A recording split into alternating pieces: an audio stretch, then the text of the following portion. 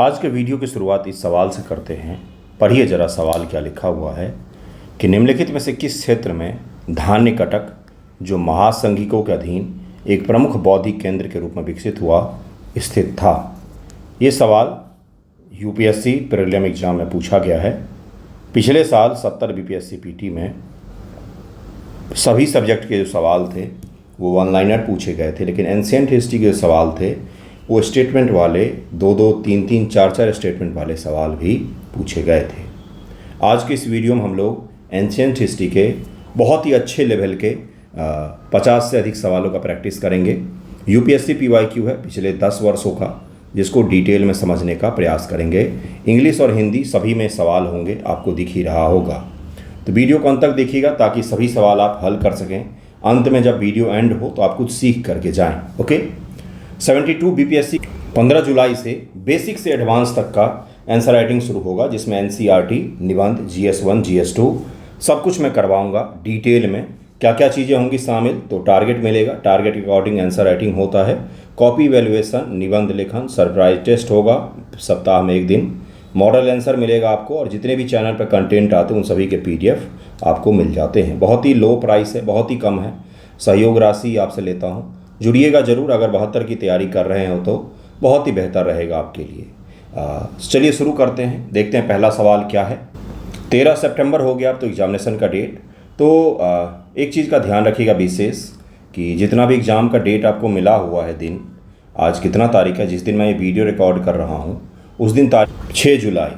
तो 6 जुलाई से हम लोग कहाँ पर जाएंगे, 6 सितंबर, और वहाँ से भी 1 वीक है, यानी कि 2 महीना और 1 वीक आपको मिला हुआ है। 6 जुलाई से 6 अगस्त, 6 अगस्त से 6 सितंबर, बहुत कम दिन है एग्जामिनेशन का गुरु। कृपया इसमें सीरियसली पढ़ लेना। जो आप पढ़ रहे हैं कहीं से भी उसको रिवाइज भी कर लेना। ओके। ये मैं पीडीएफ अवेलेबल करवा दूंगा ये टेलीग्राम चैनल पर, स्टडी फॉर यूपीएससी पीसीएस पर। इसका पीडीएफ आपको वीडियो के 2 दिन बाद मिल जाएगा।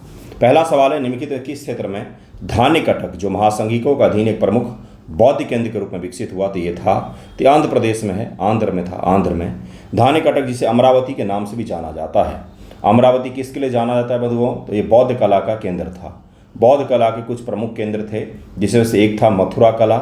मथुरा कला ये बौद्ध के साथ साथ सनातन कला भी इसमें जुड़ा हुआ था, हिंदू धर्म से जुड़े हुए कला भी हैं, जैनिज्म का भी इसमें आर्ट और कल्चर बने हैं। अगला है इसमें गांधार कला, गांधार जिस पर यूनानी प्रभाव हम लोग पढ़ते हैं, यूनानी प्रभाव हम लोग पढ़ते हैं। और तीसरा था अमरावती कला। अमरावती कला की क्या खासियत थी, इसमें बुद्ध की मूर्तियों के भाव भंगिमाओं पर चेहरे के इमोशंस को भी बारीकी से पत्थर पर दिखाने का प्रयास किया गया है। तो ये अमरावती धान्य कटक मुख्य रूप से बौद्ध कला का केंद्र था, बौद्ध संस्कृति का केंद्र था। इसको जरूर ही याद में रखिएगा, ये सवाल पूछा जा सकता है आपसे। नेक्स्ट सवाल देखिए क्या है। अगला है कि संगम कविताओं में उल्लिखित वट्ट किरुतल की प्रथा को निम्नलिखित में से कौन सा सबसे अच्छा वर्णन करता है। वट्ट किरुतल का क्या मतलब होता है। दक्षिण भारत का साहित्य जो है प्राचीन, वो दरअसल में संगम साहित्य, संगम स्रोत से हमें जानकारी मिलती है। चोर, चेल, पांड्य 3 वंश हुए हैं वहाँ पर, जिनके बारे में हमें जानकारी मिलती है। वट्टू किरुतल के बारे में पूछा गया कि ये क्या होता था। तो ये क्या था, तो युद्ध में पराजित राजा जो है वो अपनी जान दे देते थे नदियों में डूबकर, खास तौर से उसी को कहा जाता था युद्ध में पराजित राजाओं द्वारा आत्महत्या के लिए उपवास करना, इसी को वट्ट किरुतल कहा जाता था। ये एक प्रथा थी, संगम साहित्य से हमें इसके बारे में जानकारी मिलती है। अगला सवाल है, निम्नलिखित राजवंशों पर विचार करें। गहरवाल, घोइसल, काकतीय, यादव, उपरोक्त में से कितने राजवंशों ने 8वीं शताब्दी के प्रारंभ में अपने राज्य स्थापित किए थे। 8वीं शताब्दी के प्रारंभ में, यानी कि 701 से लेकर के शुरुआत के जो दौर होते हैं 750 से पहले के, इस दौरान अपने राज्य स्थापित किए थे। केवल 1, केवल 2, केवल 3, कोई सा भी नहीं। इसमें ऑप्शन एलिमिनेशन हटा देता है कि इनमें से कोई 1 है, कोई 2 है, कोई 3 है, कोई सा भी नहीं है, ये पूछा जा रहा है। इसका आंसर हो जाएगा इनमें से किसी ने भी स्थापित नहीं किया था। क्या है भाई, तो होयसल 10वीं से 11वीं शताब्दी में स्थापित हुआ है, गहरवाल 11वीं शताब्दी में, काकतीय 12वीं शताब्दी में, और यादव 9वीं शताब्दी में स्थापित हुए हैं। राजपूत काल से एक सवाल पूछा जाता है अक्सर, अक्सर पूछा जाता है, या मौर्यों के बाद का जो इतिहास है या मध्यकाल के शुरुआत का जो इतिहास है वहाँ से कई सारे सवाल पूछे जाते हैं। जैसे बीपीएससी प्रीलिम में हर्षवर्धन और हर्ष से जुड़े हुए जो चीज़ें हैं उससे बहुत ज़्यादा सवाल पूछा जाता है। कितनी ही बार तो हर्ष के बारे में कौन से यात्री आए, कहाँ राजधानी बनाया, कौन कौन सी प्रथाएं प्रचलित थी, कौन कौन से किताब लिखे गए, इसके बारे में भी पूछ लिया जाता है। अगला सवाल है कि आत्माएं केवल पशुओं और पौधों की संपत्ति नहीं है, बल्कि चट्टानें, बहते पानी, कुछ अन्य प्राकृतिक वस्तुओं की भी हैं। आत्माएं केवल पशु और पौधे में नहीं हैं, केवल जीवित चीज़ों में ही आत्माएं नहीं हैं, बल्कि निर्जीव चीज़ों में भी आत्माएं होती हैं जिन्हें अन्य धार्मिक संप्रदाय जीवित नहीं मानते हैं। यह जो फिलॉसफी है यह किस धर्म से जुड़ा हुआ फिलॉसफी है? तो ये जो फिलॉसफी है ये जैनिज्म का है, जिसमें वो सजीव एवं निर्जीव, जो निर्जीव होते हैं वो मानते हैं कि दोनों में ही आत्माएं होती हैं, दोनों में ही आत्माएं होती है। जैन फिलॉसफी से आया है। इसका आंसर बी हो जाएगा। इसका आंसर क्या हो जाएगा? बी हो जाएगा कि जैन फिलॉसफी का ये भाग है। विजयनगर साम्राज्य के निम्नलिखित में से किस शासक ने तुंगभद्रा नदी पर एक बड़ा बांध और नदी से राजधानी तक कई किलोमीटर लंबी नहर सह जल सेतु बनवाया था? नहर और जल सेतु यानी कि पुल भी बनवाए थे देवराय प्रथम, मल्लिकार्जुन, वीर विजय, विरूपाक्ष। तो इसका आंसर क्या हो जाएगा? देवराय प्रथम ने इसका निर्माण किया था। विजयनगर साम्राज्य के प्रमुख शासक देवराय प्रथम ने तुंगभद्रा नदी, इसी के किनारे इसकी राजधानी भी थी हम्पी, पर एक बड़ा बांध और राजधानी विजयनगर हम्पी तक पानी की आपूर्ति के लिए नहर सह सेतु जलाशय का निर्माण किया गया था देवराय प्रथम के द्वारा। आप मुझे बस एक चीज़ बता दीजिए, देवराय प्रथम के समय में आए हुए यात्री का नाम बता सकते हैं तो सही रहेगा, क्योंकि मैंने ये करवाया है इसीलिए मैं पूछ रहा हूँ। अगला सवाल है अशोक के प्रमुख शिलालेख स्थल राज्य में स्थान पूछा जा रहा है। धौली उड़ीसा में है क्या? एरागुडी आंध्र प्रदेश में है क्या? जौगर मध्य प्रदेश में है क्या? कलसी कर्नाटक में है क्या? उपयुक्त में से कितने युग्म सही सुमेलित हैं, ये पूछा जा रहा है। सम्राट अशोक के शिलालेख से जुड़े हुए सवाल बहुत बार पूछे जाते प्रीलिम एग्जाम में। इसका ज़रा मैच कीजिए कि कौन सा इसमें से सही दिया हुआ है, कौन सा इसमें से गलत दिया हुआ है। ऑप्शन भी मैं दिखा देता हूँ। ऑप्शन वही है, केवल 1, केवल 2, केवल 3, सभी चारों के चारों सही दिए हुए हैं। धौली उड़ीसा सही है, इसका आंसर हो जाएगा बी, केवल 2 यहाँ पर सही है।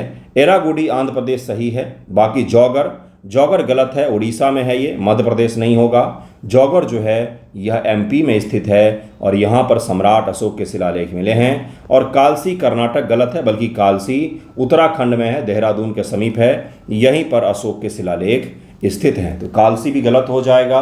और जौगर जो है ये मध्य प्रदेश नहीं बल्कि कहाँ पर होगा? तो ये छत्तीसगढ़, उड़ीसा इसका आंसर हो जाएगा। तो उड़ीसा और उत्तराखंड वो दोनों गलत दिए हुए थे, बाकी धौली उड़ीसा सही है, एरागुडी आंध्र प्रदेश भी सही दिया हुआ है। अगला सवाल है प्राचीन दक्षिण भारत में संगम साहित्य के बारे में निम्नलिखित में से कौन सा सही है, ये पूछा जा रहा है। संगम साहित्य के बारे में ऑप्शन ए है कि संगम कविताओं में भौतिक संस्कृति का कोई उल्लेख नहीं है। संगम कवियों को वर्ण व्यवस्था का ज्ञान था, सही है पूछा जा रहा है। संगम कवियों में योद्धा नैतिकता का कोई उल्लेख नहीं है, अभी तो है, अभी तो आपको पढ़ाया कि खुद की जान दे देते थे युद्ध हारने पर, तो ये युद्ध और नैतिकता का ही तो है। संगम साहित्य में जादुई शक्तियों को तर्कहीन माना गया, बिल्कुल भी नहीं, ये भी गलत दिया हुआ है।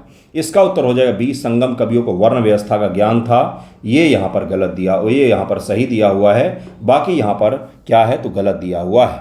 अगला है कि भाई संगम साहित्य में प्राचीन दक्षिण भारत की सामाजिक संरचना जिसमें वर्ण व्यवस्था जैसे ब्राह्मण, योद्धा, व्यापारी का उल्लेख है, दर्शाई गई है, इसीलिए यहाँ पर सही है। बाकी ए, सी और डी यहाँ पर गलत दिया हुआ है। ए, सी और डी गलत दिया हुआ है, बाकी यहाँ पर बी ऑप्शन बिल्कुल सही दिया हुआ है। ब्राह्मण, योद्धा, व्यापारी, इन सभी की चर्चा हमें संगम साहित्य में मिलता है, अर्थात वर्ण व्यवस्था की चर्चा मिलती है। योग वासिष्ठ का फारसी में अनुवाद निजामुद्दीन पानीपती ने किसके शासनकाल में किया था? ये इनका नाम है, पूछा जा रहा है योग वासिष्ठ। ये यूपीएससी प्रीलिम का सवाल है 2022 का या 23 का, इसके बारे में सवाल पूछा जा रहा है। ये अकबर के काल में थे जिन्होंने इसका अनुवाद किया। योग वासिष्ठ एक दार्शनिक ग्रंथ का फारसी में अनुवाद अकबर के शासनकाल में हुआ, जिन्होंने संस्कृति और धार्मिक अनुवादों को प्रोत्साहित किया था। इसी समय में रामायण, महाभारत और कई सारे भारतीय पौराणिक ग्रंथों का अलग अलग भाषाओं में अनुवाद किया जाता है। हाल ही में भारत के प्रधानमंत्री जी ने हैदराबाद में रामानुज की विश्व की दूसरी सबसे ऊंची बैठी हुई मूर्ति का उद्घाटन किया। जो रामानुज हैं, स्टैच्यू ऑफ इक्वालिटी का नाम इसको दिया गया है। रामानुज जी का मूर्ति का अनावरण हैदराबाद में किया गया और ये जो स्टैच्यू है रामानुज जी की है। रामानुज बहुत बड़े फिलोसफर रहे हैं, उनका दर्शन जो है उसके बारे में सवाल पूछा गया है। निम्नलिखित कौन सा कथन रामानुज की शिक्षाओं का सही है? तो मोक्ष का सबसे अच्छा साधना भक्ति है। साधन वेद शाश्वत स्वयंभू पूर्णतः प्रमाणिक है, नहीं, ये दयानंद सरस्वती जी का है। तार्किक तर्क सर्वोच्च आनंद के लिए आवश्यक साधन थे, ये भी इनका नहीं है। मोक्ष ध्यान के माध्यम से प्राप्त किया जाना चाहिए, ये तो योग जो परंपरा है, योग जो अपना फिलॉसफी है उसका ये क्रक्स है, जो जिसमें हम मोक्ष ध्यान के माध्यम से प्राप्त करने की बात करते हैं। इन्होंने बताया कि मोक्ष सबसे अच्छा साधन भक्ति है, ऐसा इन्होंने कहा। इनके फिलॉसफी का नाम था विशिष्टाद्वैतवाद।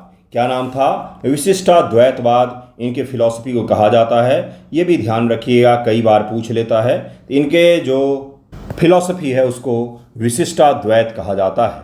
वहीं शंकर जो हैं, इन्होंने अद्वैतवाद का दर्शन दिया था। अगला सवाल है, भारतीय इतिहास के संदर्भ में निम्नलिखित युग्मों पर विचार कीजिए। आगे की जो स्लाइड हैं उसमें आपको आंसर नहीं दिखेगा। आर्यदेव जैन विद्वान, दिगनाग बौद्ध विद्वान, नाथ मुनि वैष्णव विद्वान, उपयुक्त में से कितने सही सुमेलित हैं ये पूछा जा रहा है।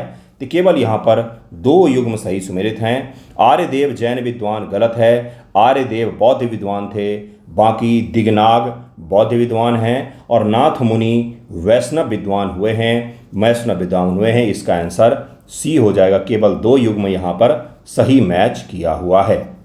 अगला सवाल है, निम्न से कौन सा प्राचीन शहर अपनी विस्तृत जल संग्रह और प्रबंधन प्रणाली के लिए प्रसिद्ध है, जिसमें बांधों का निर्माण, जल को जुड़े जलाशयों में ले जाना शामिल है? धौलावीरा, कालीबंगन, राखीगढ़ी और रोपर। तो धौलावीरा जल प्रबंधन प्रणाली के लिए जाना जाता है, कालीबंगन से जुता हुआ खेत मिला है और राखीगढ़ी हड़प्पा सभ्यता का सबसे बड़ा हड़प्पा स्थल है। सबसे बड़ी बसावट कौन सी है? तो राखीगढ़ी है एरिया वाइज, इसलिए इसको महत्व दिया जाता है।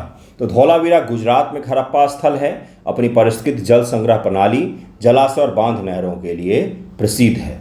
आप मुझे बता सकते हैं कि कालीबंगन किस राज्य में स्थित है, राखीगढ़ी किस राज्य में है? अगला सवाल है कि भारत के संदर्भ में हल्बी, हो और कुई शब्द निम्नलिखित में से किससे संबंध है? With reference to India the term Halbi, Ho and कुई किससे संबंधित है? उत्तर पश्चिम भारत के नृत्य के रूप हैं ये, संगीत वाद्य यंत्र हैं ये, प्राग ऐतिहासिक गुफा चित्र है, जनजातीय भाषाएं हैं। ये सब के सब जनजातीय भाषाएं हैं, हल्बी, हो और कुई। हल्बी, हो और कुई मध्य और पूर्वी भारत जैसे छत्तीसगढ़, झारखंड और उड़ीसा में स्वदेशी समुदाय यानी कि जनजातीय समुदाय द्वारा बोली जाने वाली अलग अलग जनजातीय भाषाएं हैं। ओके। प्राचीन भारत के इतिहास के संदर्भ में भवभूति, हस्तिमल्ल और क्षेमेश्वर भी उनको कहा जाता है। ये सब के सब जो नाटककार हैं इनके बारे में पूछा गया कि ये सब क्यों प्रसिद्ध थे। तो ये सब के सब नाटककार हुआ करते थे। इन सभी ने, हस्तिमल्ल के नाटक का नाम है विक्रांत कौरव, ऐसे ही है एक नाटक इनका। और क्षेमेश्वर का है नर्ममाल, ये इनका है, अलग अलग रचनाएं हैं इनकी। वैसे भवभूति का है मालती माधव, बहुत बार प्रीलिमिनरी में एग्जाम में पूछा गया है। ये सब प्रसिद्ध रचनाकार हुए हैं, नाटककार हुए हैं, इनका नाम जरूर ध्यान रखिएगा। अलग अलग नाटक के भी नाम मैंने आपको बता दिए हैं। निम्नलिखित में कौन सा कथन सही है गुरु? अजंता गुफाएं बाघोड़ा नदी के घाटी में स्थित हैं। पता है आपको ये सवाल कहाँ से पूछा गया है? 11th में जो आर्ट एंड कल्चर की NCERT है ना, वहाँ से पूछा गया है। हाई फाई किताबें पढ़ लेते हैं बच्चे। आजकल अलग अलग गुरु आ गए हैं, ब्रह्मांड गुरु, ये गुरु, वो गुरु। उनके वीडियोज़ देखेंगे, घंटों बकवास वाली मोटिवेशनल चीज़ें देखेंगे, लेकिन बेसिक किताब जो होता है ना वो उठा करके नहीं पढ़ेंगे। 1.5 लाख रुपया, 2 लाख अब तो यूपीएससी के लिए फ़ीस दे आएंगे, बीपीएससी के लिए भी अच्छी खासी फीस दे आएंगे, लेकिन बेसिक किताब उठा करके हाइलाइटर हाथ में ले करके पढ़ नहीं सकते हैं। वहीं से ये सवाल पूछा गया है। मैक्सिमम सवाल मैं आपको एनसीईआरटी में ढूंढ कर लाइन बाय लाइन दिखा सकता हूँ। कुछ सवाल ऐसे हैं जो बाहर से आते हैं, ऑब्वियस सी बात है, आएंगे ही। सिविल सर्विसेज कोई 12th का एग्ज़ाम थोड़ी ना है कि सारे के सारे सवाल एनसीईआरटी से बनाए जाएंगे।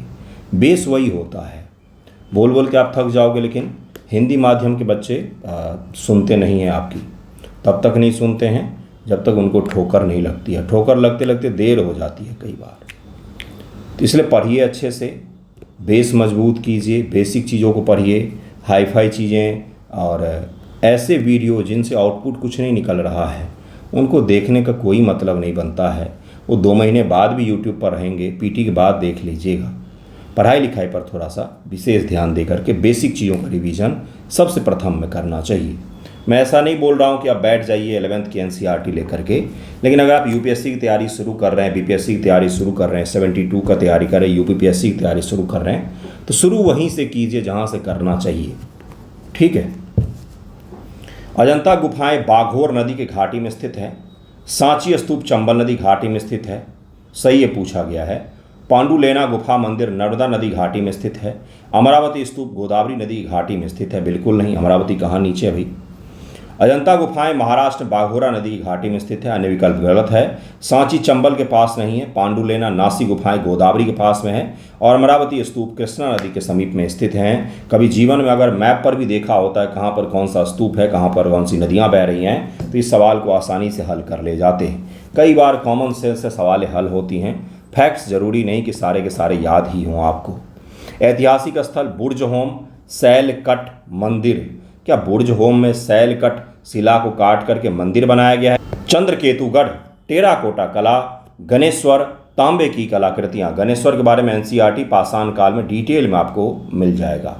तो इसका आंसर क्या हो जाएगा भाई? पहला तो गलत ही है, दूसरा तीसरा के बारे में देखते हैं। पहला वो काट दीजिए, दूसरा तीसरा इसका आंसर हो जाएगा। दूसरा तीसरा इसका आंसर हो जाएगा। बुर्ज होम से नवपाषाण कालीन गड्ढा में रहने वाले लोग गर्तावास जिसको कहा जाता है, गर्तावास मिला है। गर्तावास मिला है। गर्तावास कैसे होता है? ये समतल जमीन है, इसमें बीच में यहाँ से छेद कर दिया यहाँ से, और इस प्रकार से नीचे रह रहे हैं। इस प्रकार से नीचे रह रहे हैं, इसको आसानी से ढक दिया, यहाँ पर रहते हैं। इससे क्या होता है? भवन निर्माण की कला उस समय तक विकसित नहीं हुई थी, तो दीवार नहीं बना सकते, गड्ढा तो खोद सकते ही हैं। गड्ढा के चारों तरफ दीवार हो जाते हैं। अगला सवाल क्या हो जाएगा? इसका आंसर डी हो जाएगा। दूसरा और तीसरा सही दिया हुआ है। प्राचीन भारत के विद्वानों साहित्यकारों के संदर्भ में निम्नलिखित कथनों विचार करें। पाणिनि का संबंध पुष्यमित्र से है। पाणिनि कहाँ, पुष्यमित्र कहाँ? पाणिनि बहुत पहले आए हैं। पाणिनि ने किताब लिखा महाभाष्य। पाणिनि ने किताब लिखा महाभाष्य, अष्टाध्यायी। अब महाभाष्य से जुड़ा हुआ है, मैं बताऊंगा। अष्टाध्यायी ये हिंदी दुनिया का पहला व्याकरण। जब लोग भाषाएं बोलना सीख रहे थे तब हम भाषाओं को रूल रेगुलेशन बना रहे थे। व्याकरण बनाना आपको इतनी छोटी चीज़ लगती है क्या? बहुत बड़ा आविष्कार था भाई देश में उस समय। चलिए थोड़ा सा एक्स्ट्रा ज्ञान की बातें कर लेते हैं। कई सारे लोग एनसीईआरटी में बोलता है पाणिनि अफगानिस्तान से आए, कहीं पर बोलते हैं पाणिनि बिहार से बिलोंग करते थे। ठीक है, पाणिनि भारत के थे। भारत में उस समय संस्कृत भाषा संभ्रांत लोगों द्वारा बोली जाती थी, लेकिन अलग अलग इलाकों में अलग अलग भाषाएं बोली जाती थी, अलग अलग भाषाएं। लेकिन सबको संस्कृत सीखना है क्योंकि संभ्रांत वर्ग की भाषा है। जैसे आज इंग्लिश है संभ्रांत वर्ग की भाषा, सबको इंग्लिश कोचिंग में जाना है। उसी प्रकार से उस समय संस्कृत थी संभ्रांत वर्ग की भाषा। कैसे सीखा जाए? कैसे सीखा जाए? सीखने कोई तरीका तो हो। तो व्याकरण, जिसमें क्या है, भाषा के रूल रेगुलेशन की कैसे बोला जाए। व्याकरण दुनिया का सबसे बड़े आविष्कार में से एक है, जिसको भारत में पाणिनि ने पहली बार संस्कृत व्याकरण रचा, जिसे संस्कृत सभी जगहों पर फैल गया। सब लोग भाषा के रूल रेगुलेशन को पढ़ करके सीख सकते थे कि संस्कृत में कैसे बोला जाए, कैसे उच्चारण किया जाए, कैसे अनुवादित किया जाए, कैसे लिखा जाए, कैसे पढ़ा जाए। ये था व्याकरण का महत्व। अष्टाध्यायी लिखा। पुष्यमित्र के समय कवि हुए हैं, एक बहुत बड़े लेखक हुए हैं पतंजलि। ठीक है। इन्होंने लिखा महाभाष्य। महाभाष्य, ये महाभाष्य अष्टाध्यायी पर लिखा गया टीका था, उस पर लिखा गया एक कमेंट था, टीका था। तो इस प्रकार से है। बाकी ये दोनों एक दूसरे से बहुत दूर दूर हुए हैं। पाणिनि बहुत पहले हुए हैं और पुष्यमित्र बाद में हुआ है, तो बिल्कुल पहला तो गलत ही हो जाएगा। सही पूछा गया है। क्या पूछा? With reference to the scholar literature of ancient India consent the following statement. ठीक है। अमर सिंह का संबंध हर्षवर्धन से है? बिल्कुल भी नहीं। अमर सिंह का संबंध तो चंद्रगुप्त द्वितीय के दरबार से है भाई। कालिदास का संबंध चंद्रगुप्त द्वितीय से है? बिल्कुल सही। केवल तीसरा हो जाएगा सही, पहला गलत हो जाएगा, दूसरा गलत हो जाएगा, केवल 3 यहाँ पर सही हो जाएगा। पाणिनि 5वीं शताब्दी ईसा पूर्व में है, पुष्यमित्र 2री शताब्दी ईसा पूर्व में है। गलत कथन है दूसरा भी। अमर सिंह गुप्त काल से संबंधित हैं, विशेष रूप से हर्षवर्धन से तो कतई संबंधित नहीं है। और कालिदास चंद्रगुप्त द्वितीय के दरबार में थे, जिन्होंने एक से बढ़कर एक रचनाएं की हुई है। आई होप आप कुछ सीख रहे होंगे तो आप वीडियो लाइक शेयर सब्सक्राइब कर लीजिएगा, है ना। भारत के इतिहास के संदर्भ में निम्नलिखित युग्मों पर विचार कीजिए। औरंग राज्य के खजाने का प्रभारी, बनिया ईस्ट इंडिया कंपनी का भारतीय एजेंट, मिरासदार राज्य को राजस्व देने वाला नियुक्त व्यक्ति। इसमें पूछा गया है कौन कौन सा सही होगा। यहाँ पर भी वही लिखा होगा क्योंकि इंग्लिश में भी वही शब्द लिखा होगा। ठीक है। केवल 1 और 2, केवल 2 और 3, केवल 3, 1 2 3, तो इसका आंसर हो जाएगा दूसरा और तीसरा। यहाँ पर सही दिया हुआ है। दूसरा और तीसरा करेक्ट पूछा गया है, दूसरा और तीसरा सही दिया हुआ है, पहला गलत दिया हुआ है। औरंग खजाने का प्रभारी गलत है। औरंग मुगल सम्राट या बाजार को दर्शाता था, तो पहला गलत हो जाएगा। बाकी दूसरा तीसरा सही दिया हुआ है। बौद्ध के धार्मिक इतिहास, भारत के धार्मिक इतिहास के संदर्भ में निम्नलिखित कथनों विचार कीजिए, जरा विचार कीजिए। पहला स्टेटमेंट है कि स्थाविरवादी महायान बौद्ध धर्म से संबंधित हैं। लोकोत्तरवादी संप्रदाय महासंघिक संप्रदाय की एक शाखा थी। महासंघिकों द्वारा बुद्ध का देवत्वकरण महायान बौद्ध धर्म को बढ़ावा देता था। बुद्ध में देवता हैं, इससे महायान बौद्ध धर्म बढ़ता था। अब यहाँ पर तो आंसर भी नहीं लिखा हुआ है। जस्ट इमेजिन कि एग्जाम में आपके सामने ये सवाल आ जाएगा, उस समय क्या आप डिसीजन लेंगे अपने मन बुद्धि विवेक के आधार पर मुझे बताइएगा इसका आंसर क्या होना चाहिए।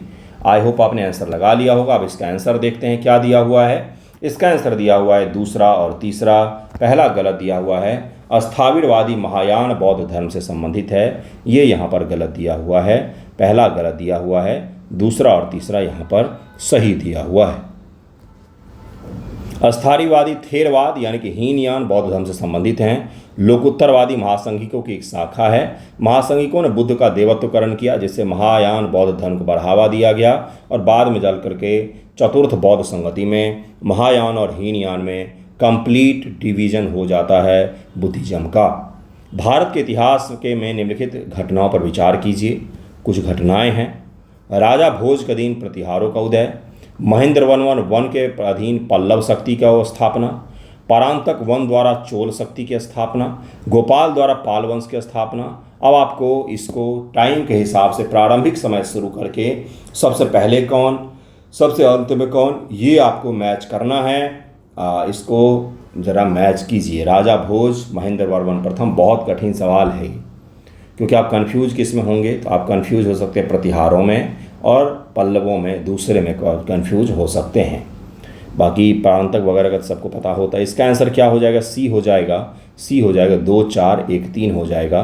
2 4 1 3। जरा अब इसका देखते हैं। सबसे पहले कौन? सबसे पहले महेंद्र वर्मन प्रथम, पल्लव शक्ति, फिर गोपाल पाल वंश बंगाल, फिर 1 आ जाएगा, भोज आ जाएगा, फिर आपका 3 आ जाएगा। ओके। सबसे अंत में कौन? तो चोल। महेंद्र वर्मन 600-630 ईसा पूर्व में पल्लव वंश की स्थापना करते हैं। मामल्ला तमिलनाडु पल्लव वंश यहाँ पर। ठीक है।